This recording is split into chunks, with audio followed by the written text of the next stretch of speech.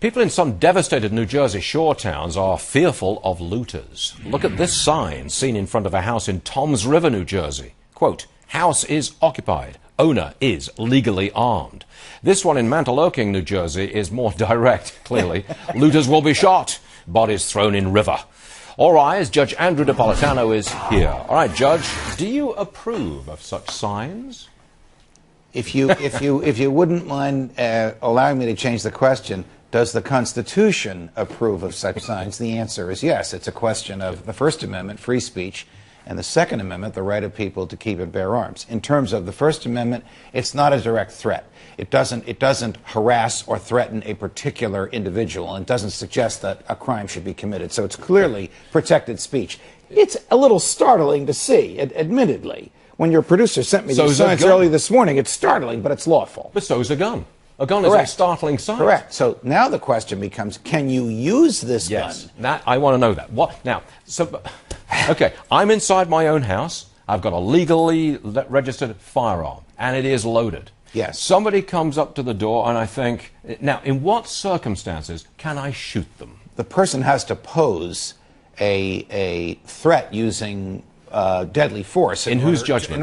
In your judgment. So, in order for you to be able to use deadly force against them, you can't shoot someone because they knock on your front door. Right. You also can't shoot someone because they're unscrewing a light bulb from the front of your house. Okay. You could use the gun to deter them from knocking on the front door or unscrewing the light bulb, but you couldn't shoot, you couldn't pull the trigger. You can pull the trigger if they have a gun, if they have some other means of deadly force. A knife, for example, baseball bat? Yes. That's legit? Yes. Okay. And if they enter the plane of your house, if they force their way through the front door, you can use force to repel them, because deadly force can consist of a person's fists or a person's body. So they may not be shot on the doorstep, but inside the door, they can be shot. Yes. Okay, Charles. Yes. But this feels like it changes from state to state. There was that real famous case down south where the guy was trick-or-treating and he was shot, and the person who killed him was exonerated. He was found not guilty. Here's the difference. It's a great question. In some states, the test is subjective.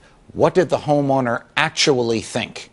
In some states, the test is objective. What would a reasonable person, not that homeowner, but a reasonable person knowing what that homeowner knew, think?